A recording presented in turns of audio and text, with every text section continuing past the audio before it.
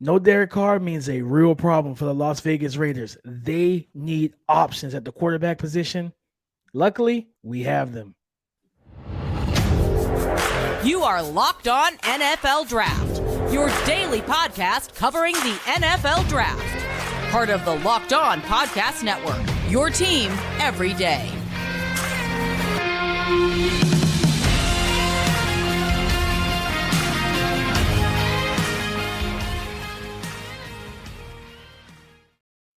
What's up, everybody? Welcome back to the Locked On NFL Draft Podcast, your daily podcast covering your favorite draft prospects, part of the Locked On Podcast Network, your team every day. Guys, of course, as you already know, I'm your host, Damian Parson. You can find me on Twitter at DP_NFL with my guy, the champ. I talk about it every time. It's part of the intro, guys. Talk to him, Keith. What's up, guys? This is Keith Sanchez, senior draft analyst for the Draft Network. And like DP said, man, part of the 2019 National Championship team at LSU, those Fighting Tigers, man, the greatest football team ever assembled. Here to bring you championship level discussions about the NFL draft, prospects, process, and just deep dive analysis, man. Here with my guy, DP. So, DP, let's kick this thing started, man. Holla about our sponsors. Man, listen, this show today has been sponsored by FanDuel Sportsbooks, official sportsbook of the NFL. Make every moment more. Visit FanDuel.com/lockedon today to get started. Keith, let's talk about let's get into these segments, right? Like we got a nice show in Raiders Nation. We're going to be discussing you guys today. We're going to be discussing you guys, right? You know what's going on with your front office. You got, your coach and everything, but you released it, and we didn't. At least I didn't, Keith. I don't know how you felt. I didn't think they were going to release Derek Carr. I felt like a trade was coming, and it was talking about the Saints up until just a couple of days ago, where they said they the big pundits in the national media reported that Derek Carr's like, you're not eating on my dime. I'm sorry. You know what I mean? I'm not going to let you strip the next team of picks that I'm going to be going to. I'm not waiving my no trade clause. You're going to have to release me. Well, Keith, he's been released. So I want to get your reaction to him being released and now being a free agent. Yeah, so first off, congratulations to Derek Carr, right? Since y'all want to blame everything on me, set it on my lap at the end of the day and say that I was the problem, I was the reason wrong with the Las Vegas Raiders. Hell no, I'm not helping y'all out by allowing y'all to trade me. And then what happens is in a trade, right, that y'all are going to trade me, then the team that's trading for me is going to lose some type of draft compensation. So they're going to be worse, quote unquote, as far as draft wise. And then you're going to be better by trading me. So hell no, I'm not doing that. So I appreciate what Derek Carr had to do, man, and tell him, listen, y'all gonna have to release me. My no trade clause, I don't want to be traded anyway. How about that clause, right? It's in my contract. I'm utilizing it. So when you talk about Derek Carr leaving, right, it's two ways we can go. We can go veterans, right, and you can pick up a veteran, or you can go a rookie quarterback. And that's where we're here to talk about the NFL draft. And then as far as rookie quarterbacks in this draft, man, and let's list off the top four, right? You have Bryce Young, you have CJ Stroud, you have Will Levis, and you have Anthony Richardson. And looking at the draft positions, right? The Las Vegas Raiders are sitting at pick 7, I believe. 7. They have pick 7. So, I mean, who's going to be in that range, right? I think that's the question. And are the Las Vegas Raiders going to move up, in your opinion? Because now I think their chips have to be all in on making a decision on a rookie quarterback. So are they a prime candidate for moving up in this NFL draft to you, DP? Man, it's so tough, Keith, because they have other needs, right? We're and Josh McDaniels being the head coach in his second tenure, and you know that for him, this may be the last hurrah, right? If he fails and bombs this, Keith, he'll be back in New England. The band is back together. Like they'll be right back together again. Where you look at it, all of the, because he had his failures. It was Denver. I think he had a stint in with back when it was the St. Louis Rams, I believe it was, and he has not found his footing. And whatever the reason was that this thing didn't work out with Carr, now you have to really look at yourself in the mirror and like, hey man, what are we going to? What's the? Because it starts with him, Keith. He's looking at it from a longevity standpoint. Okay, do I go get a veteran that I know is already self-made? That I know what I'm getting, right? They can pick up the offense, whatever. Or do I go get a rookie? Which one kind of resets the clock for me, right?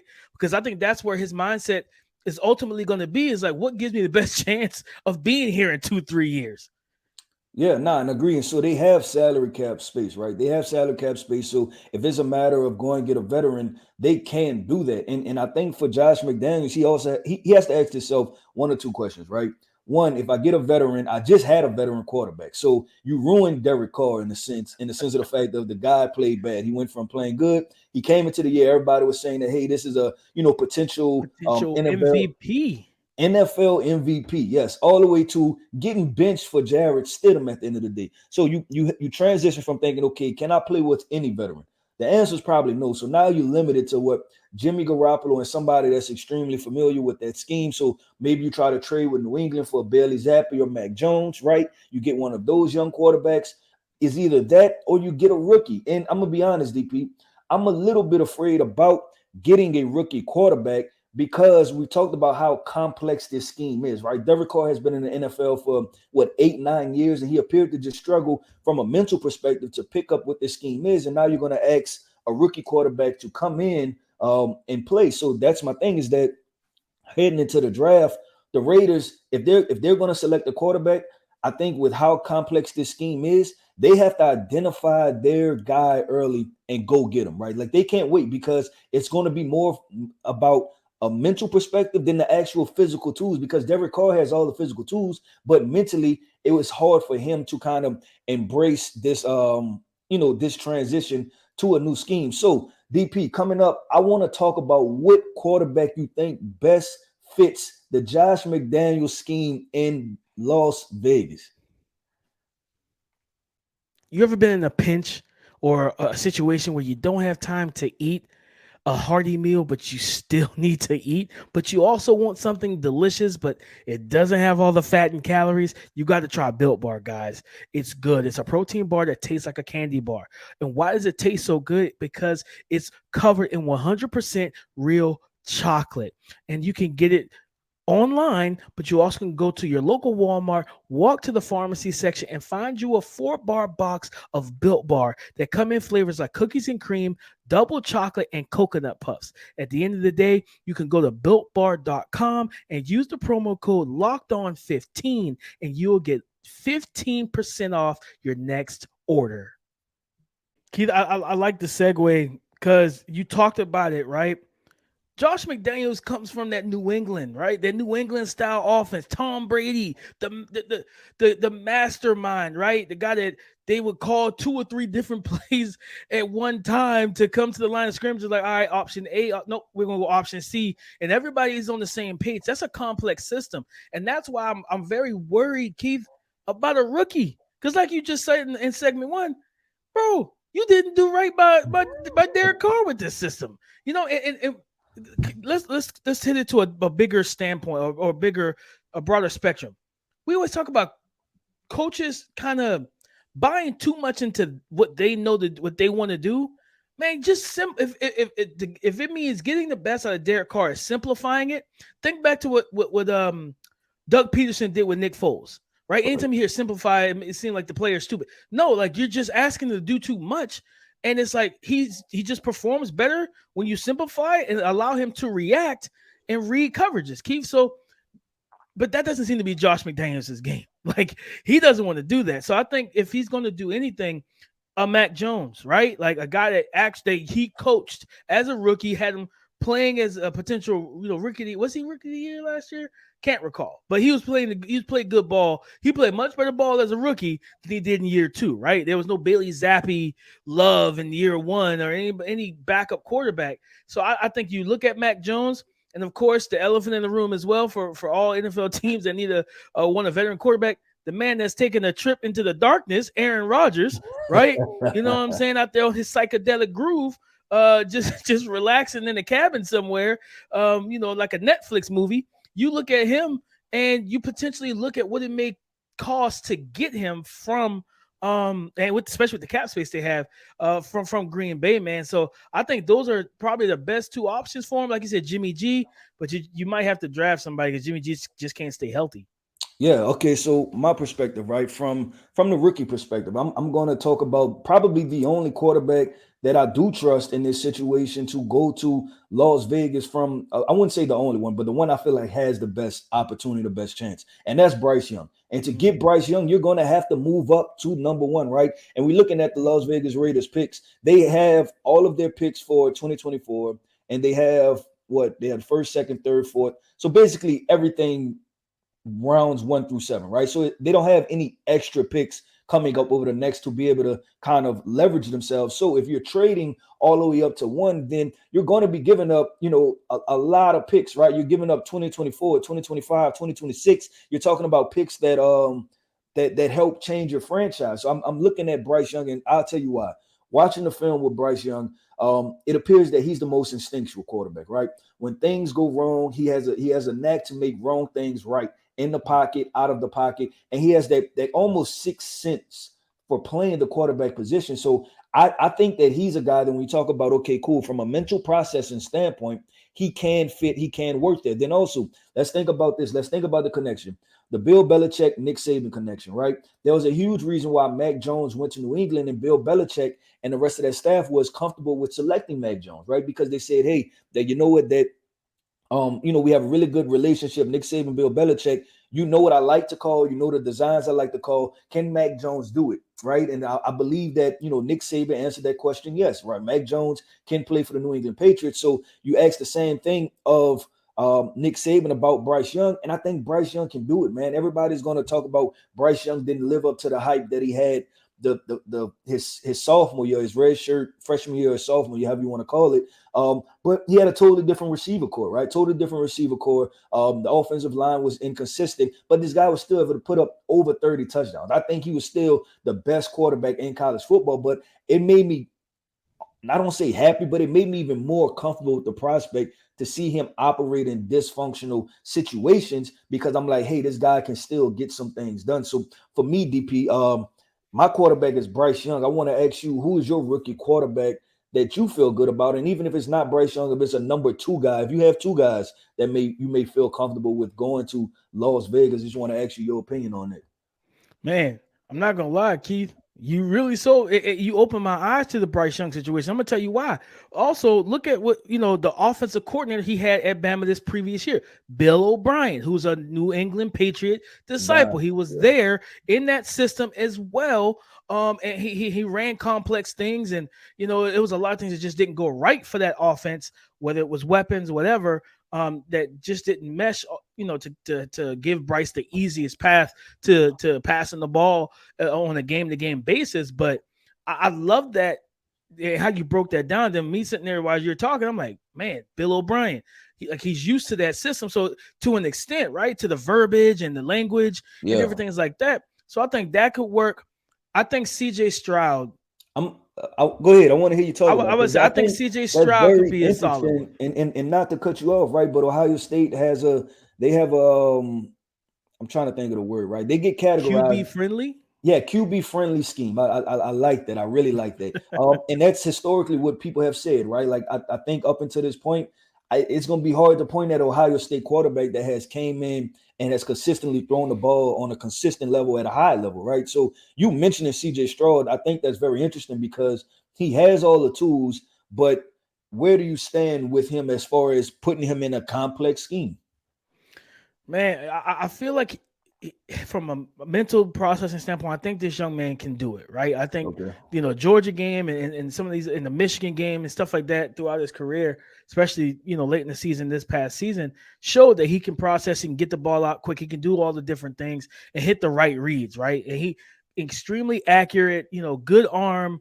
Like the ball placement is legitimate. Like I love his game as a passer. And then he showed the running ability. I think the biggest thing is, again, it's going to come back to Coach McDaniels. Like, can you help him, like, get up to speed with your playbook and your ask, right? Are you going to ask him to run this offense like a 15-year Tom Brady? Like, when you start doing that stuff, the rookies, Keith, that's when you really put these kids in bad situations. So I think that's really where it is for me. I think CJ Stroud can do it from a mental standpoint. I think he can handle it. Now, like I said, that connection with Bryce and Bill O'Brien is more intriguing to me if Yeah. they wanted to go rookie. But as you talked about earlier, if they want Bryce, you're not getting them at 7, right? That's just not gonna happen. So you're gonna have to swap that. You're gonna have to give it that first. Uh, More than likely your third this year, so your first or third this year, Yeah. your first next year, and potentially like a fourth or fifth or something like that to try and move up 6 spots. Like, you're not moving it from 15, but still, yet you're outside of the top 5. You're closer to 10 than you are to 1. So you're gonna have to give up a good bit to move up, and especially to get Bryce. You're gonna have to get up to 1 to be able to get what a lot of people view as QB1. Yeah. All right, DP. We've talked draft picks, right? We've talked rookie quarterbacks, but what we haven't talked is this Las Vegas Raiders roster, right? I'm talking about Devontae Adams. I'm talking about Hunter Renfrow. I'm talking about Darren Waller, right? So next coming up, I want to talk about this Las Vegas roster and what are some of the holes that they need to fill in order to be able to support a rookie quarterback. The number one sports book in America is FanDuel. And if you're new to FanDuel, that's even better. They have so many great features that make betting on sports fun and easy. FanDuel lets you bet on everything from money line to point spread to who will score a touchdown. The FanDuel Sportsbook app is safe, secure, and super easy to use. Best of all, you can get paid your winnings instantly. So join FanDuel today at fanduel.com/locked on to claim your no sweat first bet. That's fanduel.com/locked on. Make every moment more with FanDuel, the official sportsbook partner of the NFL. Keith, like this roster is for the Raiders. This roster is a little odd to me, like because they have some needs, right? They got offensive line. I think they need another pass rusher, even though they paid Chandler Jones. I think they need some defensive help, Keith. Like, So this is what let's they get did, into it. DP. They built this roster how people build rosters on Madden, right? When you're doing you're doing your franchise mode, and what do? You go get a receiver, you go get all the offensive weapons, and then your O line is bad, right? And then you know what you do? You turn around and you say, okay, my O line is bad, but I got a running quarterback. I'll just run all the time. But guess what? That doesn't work in real life. So this is a Madden roster that they have to convert to a real NFL roster, DP. They built this thing on Madden. They hit franchise mode and ran with it. And now they have to transition it. So I agree, right? When you talk about holes, right? Holes on this team.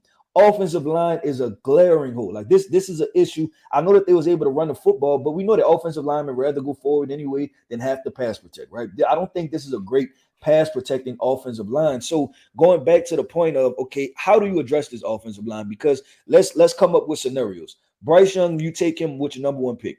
Not sure if you have a number 2 pick, but are there 3rd and 4th round offensive linemen that you feel comfortable with drafting in this draft, right? That can immediately come in and just help your team, because you're going to need to be able to protect Bryce Young or CJ Stroud as rookies.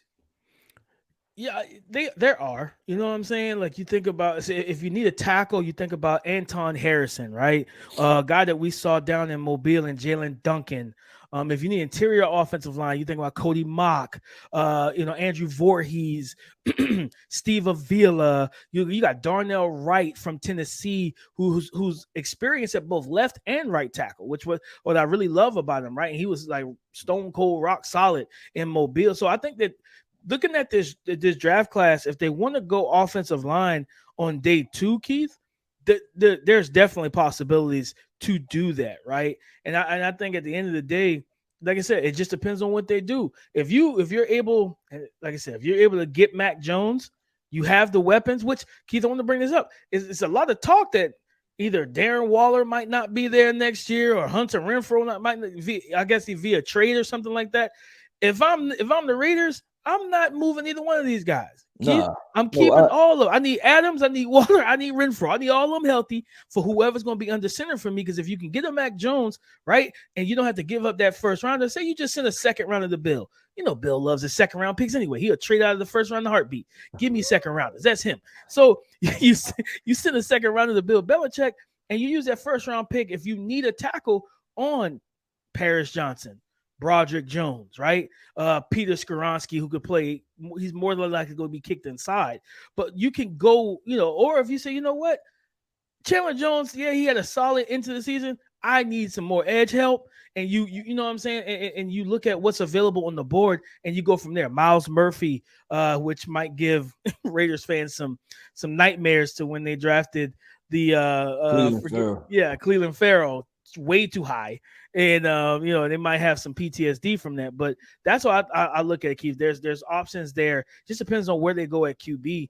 Will dictate where they go with the rest of this roster come draft. Yeah. So, okay, with this conversation, I'm going to live in a world where they take a rookie quarterback, right? So, Mm-hmm. I'm eliminating that first round draft pick, and you have the middle round guys. And the reason that I'm emphasizing the offensive line is this: Patrick Mahomes. We're already talking about after 6 years, this guy's the greatest quarterback of all time, right? He's in the top 5. He's in the pantheon, the Mount Rushmore of quarterbacks already, right?